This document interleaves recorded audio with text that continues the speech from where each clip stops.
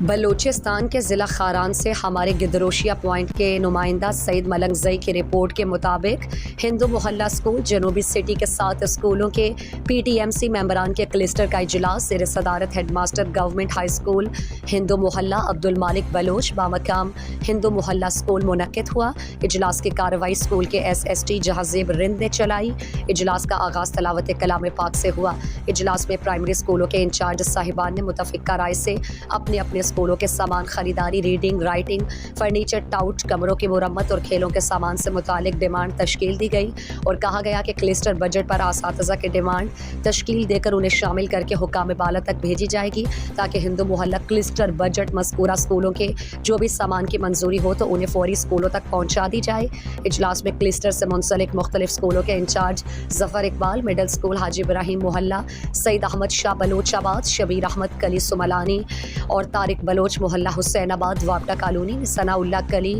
عبدالرزاق سیاپاٹ، عید محمد جامعہ نقشبندیہ، اللہ مراد جامعہ حقانیہ نے شرکت کی۔ اجلاس کے آخر میں کلسٹر انچارج ہیڈ ماسٹر ہندو محلہ اسکول عبدالمالک نے شرکاء کے اعزاز میں ٹی پارٹی بھی دی۔